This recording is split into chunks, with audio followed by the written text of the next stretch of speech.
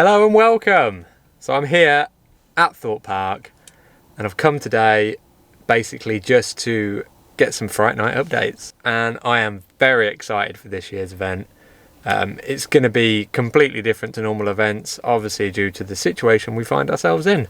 So yeah, I'm excited to see what they do with it, and let's have a look around the park and see if we can find any little teasers, and yeah, let's get excited.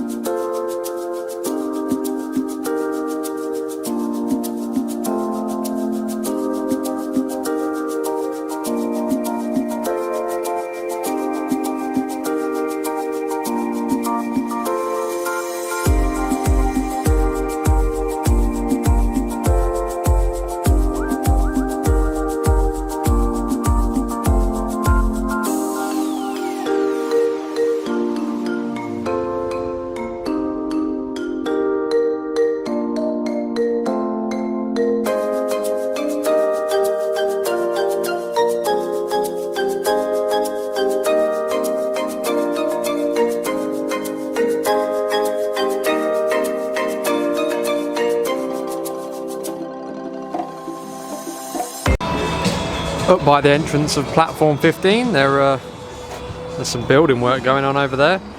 Looks like they're redoing the ramp where you walk down and go across. I don't ever remember much being over there, so I don't know if that's all new or whether it's not. Don't know, someone in the comments tell me. I don't ever remember seeing any of that, but then when I normally come in here it's pitch black anyway, so. But yeah, there's not really any telltale signs, just some boarding and stuff, some bags of dry mortar mix, so that'll be for fence posts or something like that, I should think. But yeah, something's definitely happening at platform 15. Exciting. So Creek Freak is still still high on the list, I think, to open for this Fright Nights. I don't see why they wouldn't. I think they could easily adapt it to keep the distance in and stuff, but it's all boarded up so we can't see anything inside it. But yeah, I'll be surprised if it doesn't come back for this year's Fright Nights. So around the back of Creek Freak now, and all the queue line and everything's still up, which, you know, it would be. Still some fencing around the side, but other than that we can't really see a lot. But yeah, it all looks there to me. It doesn't look like they've started taking anything down, so yeah, another positive sign. So the door to containment's open. Can have a little peek inside, see if we can see anything. Looks like everything's getting ripped out though. I don't know if you can see. Camera's not really focusing, but all I can see is like just stuff all over the floor.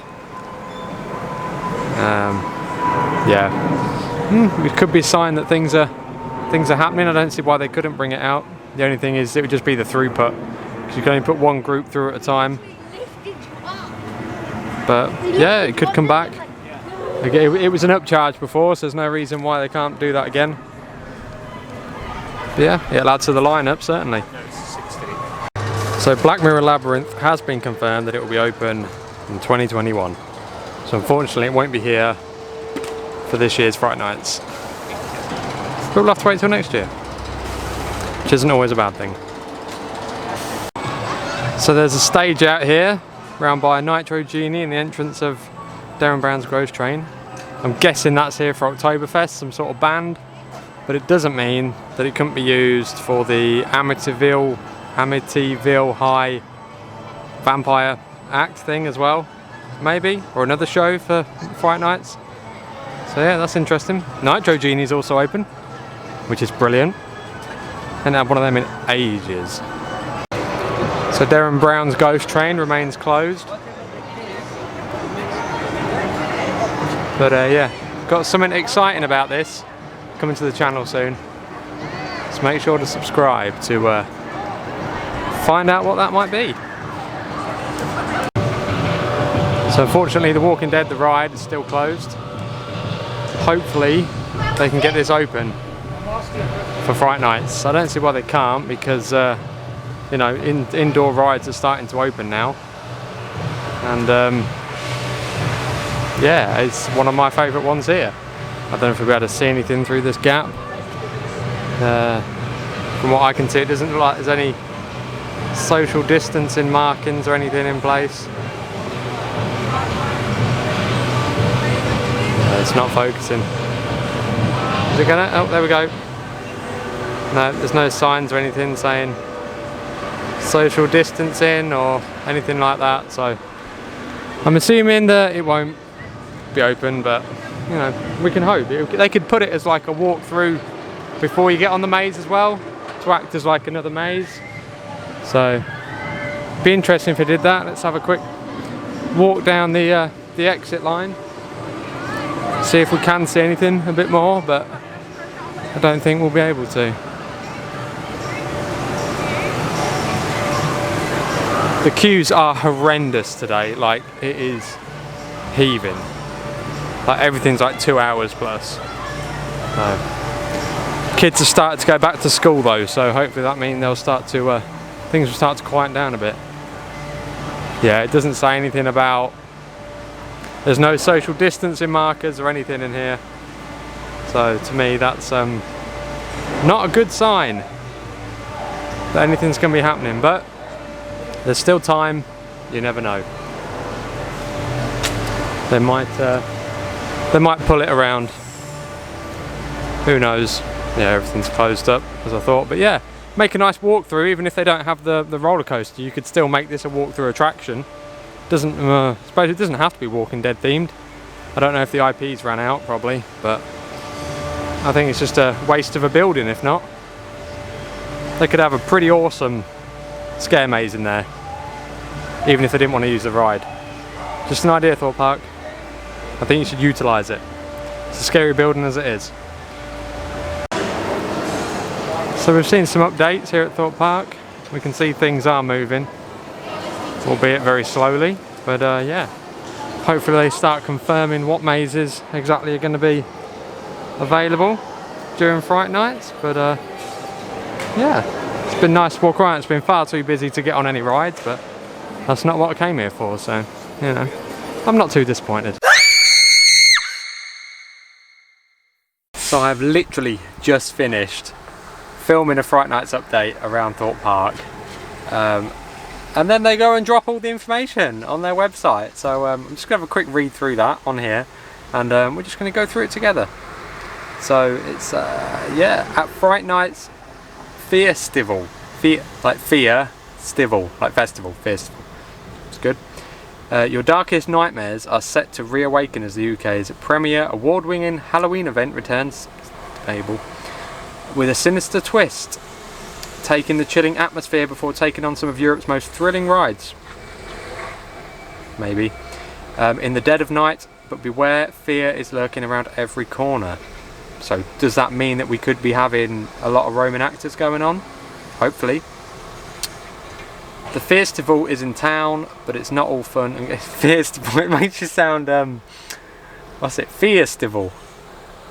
I don't know what accent that is to sound like you're saying festival, but it's yeah, it's a funny one.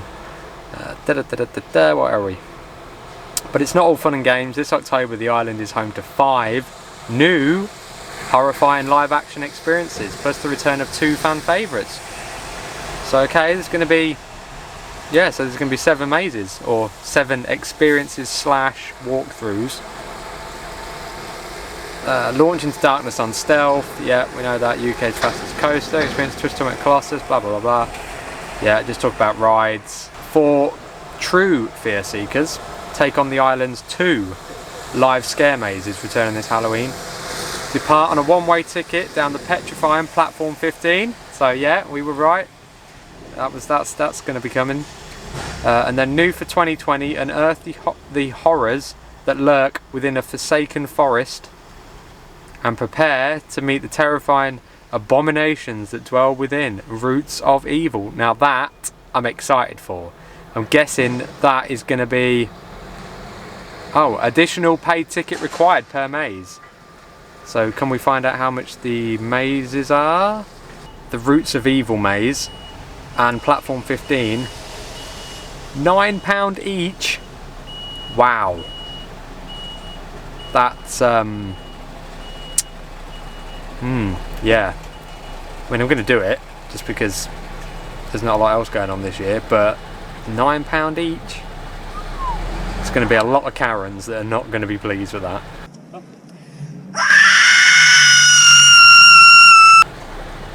But Roots of Evil, I'm intrigued that they've gone with something completely different of their own, which I like.